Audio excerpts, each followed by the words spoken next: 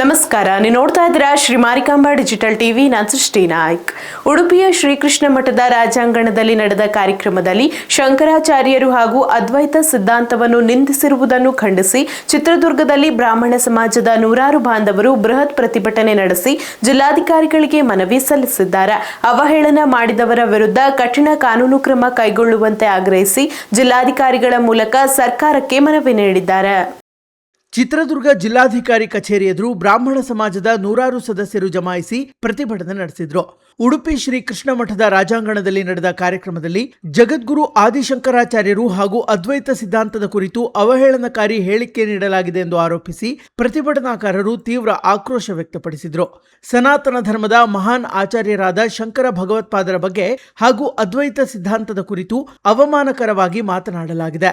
ಇಂತಹ ಹೇಳಿಕೆಗಳು ಧಾರ್ಮಿಕ ಭಾವನೆಗಳಿಗೆ ಧಕ್ಕೆ ತರುತ್ತವೆ ಎಂದು ಪ್ರತಿಭಟನಾಕಾರರು ತೀವ್ರವಾಗಿ ಖಂಡಿಸಿದರು.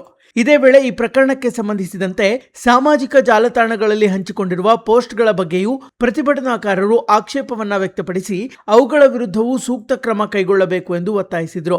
ಬಳಿಕ ಚಿತ್ರದುರ್ಗ ಜಿಲ್ಲಾಧಿಕಾರಿಗಳ ಮೂಲಕ ರಾಜ್ಯ ಸರ್ಕಾರಕ್ಕೆ ಮನವಿ ಸಲ್ಲಿಸಿದರು.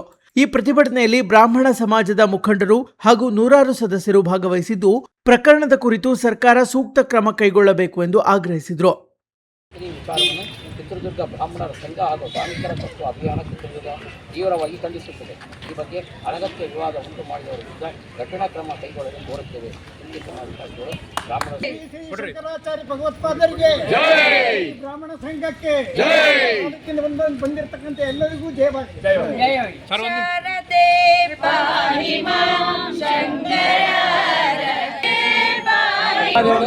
ಸರ್ಕಾರಕ್ಕೆ ಮನವಿ ಮೆಮೊರಂಡಮ್ ಕೊಡ್ತಿದ್ದೀವಿ. ಅದರ ಪರವಾಗಿ ಜಿಲ್ಲಾ ಬ್ರಾಹ್ಮಣ ಸಂಘ ಕೊಡ್ತಾ ಇದ್ದೀವಿ. ಮ್ಯಾಟ್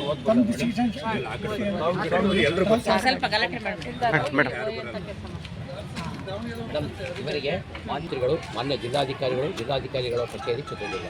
ಮಾನ್ಯರೇ, ವಿಷಯ ಶ್ರೀ ಶ್ರೀ ಜಗದ್ಗುರು ಶಂಕರಾಚಾರ್ಯರ ಬಗ್ಗೆ ಅವಹೇಳನ ಮಾಡಿದವರ ವಿರುದ್ಧ ಚಿತ್ರದುರ್ಗ ಬ್ರಾಹ್ಮಣರ ಸಂಘ ಹಾಗೂ ಶಾಂಕರ ತತ್ವ ಅಭಿಯಾನ ಚಿತ್ರದುರ್ಗ ಇವರ ಖಂಡನೆ. ಉಡುಪಿಯ ರಾಜಾಂಗಣದಲ್ಲಿ ಈಚೆಗೆ ಹರಿಕಥಾ ಕಾಲಕ್ಷೇಪದ ಸಂದರ್ಭದಲ್ಲಿ ಆದಿಗುರು ಶ್ರೀ ಶಂಕರಾಚಾರ್ಯರ ಬಗ್ಗೆ ಅವಹೇಳನಕಾರಿಯಾಗಿ ಮಾತನಾಡಿ ಶ್ರೀ ಶಂಕರರು ರಚಿಸಿರುವ ಕೃತಿಗಳು ದುಶಾಸ್ತ್ರ ಎಂಬುದಾಗಿ ಸಾರ್ವಜನಿಕವಾಗಿ ಸಂದೇಶ ನೀಡಿರುವುದು ಅತ್ಯಂತ ವಿಷಾದನೀಯ ಸಂಗತಿ. ಅವರು ಪ್ರತಿಪಾದಿಸಿದ ಅದ್ವೈತ ತತ್ವವು ಕಲ್ಪಿತವಾದುದಲ್ಲ. ವೇದಶಾಸ್ತ್ರ ಪುರಾಣಗಳಲ್ಲಿ ಪ್ರತಿಪಾದಿತವಾದ ಅದ್ವೈತ ತತ್ವವನ್ನೇ ಪರಮ ಕಾರುಣ್ಯದಿಂದ ಅವರು ನಮಗೆ ತಿಳಿಸಿಕೊಟ್ಟಿದ್ದಾರೆ. ಆದ್ದರಿಂದಲೇ ಶ್ರೀ ಶಂಕರ ಭಗವತ್ತಾಚಾರ್ಯರಿಗೆ ಶ್ರುತಿ ಸ್ಮೃತಿ ಪುರಾಣಾನಾಂ ಆಲಯಂ ಕರುಣಾಲಯಂ ಎನ್ನುವ ಪ್ರಾರ್ಥನೆಯನ್ನು ನಾವು ಮಾಡುತ್ತೇವೆ. ಅಂತಹ ಮಹಾತ್ಮರಿಗೆ ಆಗುವ ನಿಂದನೆಯನ್ನು ಧರ್ಮಾಭಿಮಾನಿಗಳು ಸಹಿಸಲು ಸಾಧ್ಯವಿಲ್ಲ. ಸಾಮಾಜಿಕ ಜಾಲತಾಣಗಳಲ್ಲಿಯೂ ಸದರಿ ವಿಚಾರ ಹರಿದಾಡಿರುವುದು ಇಡೀ ಹಿಂದೂ ಬಾಂಧವರ ಶ್ರದ್ಧಾ ಭಕ್ತಿ ನಂಬಿಕೆಗಳಿಗೆ ತೀವ್ರ ಆಘಾತವನ್ನು ಉಂಟು ಮಾಡಿದೆ.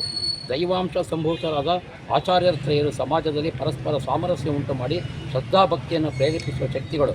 ಆದ್ದರಿಂದ ಪರಸ್ಪರ ಟೀಕೆ ನಿಂದನೆ ಮಾಡುವುದನ್ನು ತಕ್ಷಣ ನಿಲ್ಲಿಸಿ